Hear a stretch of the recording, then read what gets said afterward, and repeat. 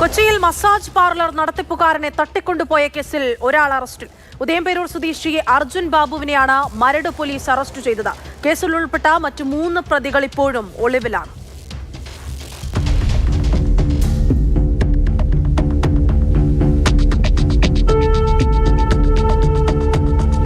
കഴിഞ്ഞ ദിവസം രാത്രി വൈറ്റ്ലയിലെ മസാജ് പാർലറിലേക്ക് കാറിലെത്തിയ 4 അംഗ സംഘമാണ് ഇരച്ചു കയറിയത്.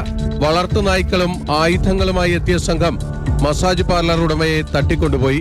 കാറിൽ കൊച്ചി നഗരത്തിലൂടെ വിവിധയിടങ്ങളിൽ കറക്കിയ ശേഷം ഇയാളെ ഭീഷണിപ്പെടുത്തി 10,000 രൂപ തട്ടിയെടുക്കുകയും ചെയ്തു.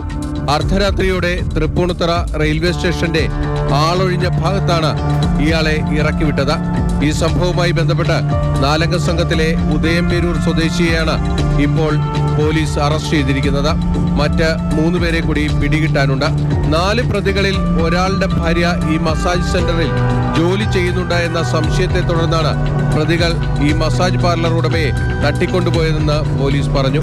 മംഗലാപുരം സ്വദേശി നന്ദനാണ് മസാജ് പാർലർ നടത്തിയിരുന്നത്. ബംഗളൂരുവിൽ നിന്നുള്ള സ്ത്രീകളടക്കമാണ് ഈ മസാജ് പാർലറിൽ ജോലി ചെയ്തിരുന്നത്. നന്ദനെ തട്ടിക്കൊണ്ടുപോകുന്ന ദൃശ്യങ്ങൾ പോലീസിൽ ലഭിച്ചതോടെയാണ് കേസിൽ വഴിത്തിരിവുണ്ടായത്. സംഭവത്തിന് ശേഷം നന്ദനെ പോലീസിന് കണ്ടെത്താൻ കഴിഞ്ഞിട്ടില്ല. ഇയാളുടെ വിശദമായ മൊഴി രേഖപ്പെടുത്തേണ്ടതുണ്ട്. നന്ദന്റെ കാർ ഡ്രൈവർ സൂരജ് നൽകിയ പരാതിയിലാണ് മരട് പോലീസ് കേസെടുത്തത്.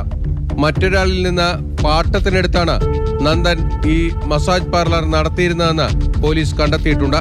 40,000 രൂപയായിരുന്നു വാടക. കേസിലെ പ്രതികളിൽ ഒരാളുടെ ഭാര്യ കൊച്ചി നഗരത്തിലെ തന്നെ മറ്റൊരു മസാജ് പാർലറിൽ ജോലി ചെയ്യുന്നുണ്ട് എന്നാണ് വിവരം. ഒളിവിലുള്ള മറ്റ് 3 പ്രതികളെ കൂടി ഉടൻ അറസ്റ്റ് ചെയ്യാൻ കഴിയുമെന്ന് കൊച്ചി സിറ്റി പോലീസ് അറിയിച്ചു.